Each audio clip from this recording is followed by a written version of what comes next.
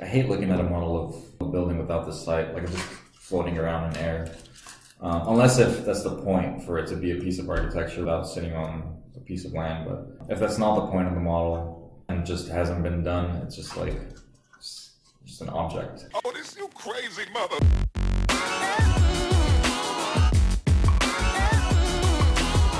I actually built a site for this by hand for two of the models, but one I gave to my client and the other one's at home, so it's not here at the office. But I digress. Today we're talking about the HK House model, and Nana's been working on that because the 3D model that I built was kind of imprecise. Well, it was actually precise. It was just, the edges were not closed properly. I just wanted to model it fast so I can render it and communicate the design. It was perfect for rendering design communication, but nowhere near what a 3D model should be for 3D printing. So Nana's working on that, and let's let her take over. So today we're making a printable model for the HK house, which involves combining each part into one whole object.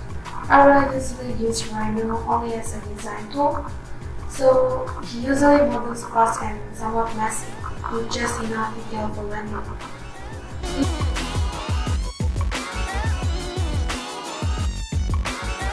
Using his rendering tool, I'm closing all the edges of the model and turning it into one solid object, which you can then 3D print.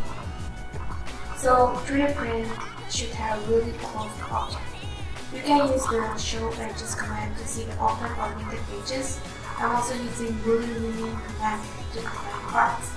This opening near the staircase has many parts that needed to be closed and combined with the rest of the block.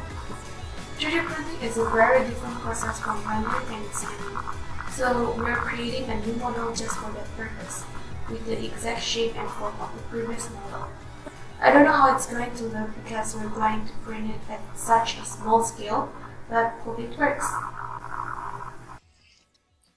So here's the HK House 3D print. It's kind of messy, but I kind of like that. It's given it a character. I like its imperfections. Like it got this beam kind of wrong, and it's kind of like sagging and super stringy. It's like extremely fibrous. What else? I guess some of these columns were too thin to 3D print properly all the way.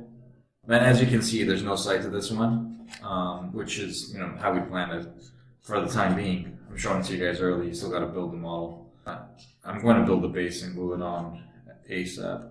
It's like a low resolution photograph as a model. So it's interesting now how we can compare two projects we've done because they're both printed at the exact same scale. They're both at 1/16 of an inch equals a foot.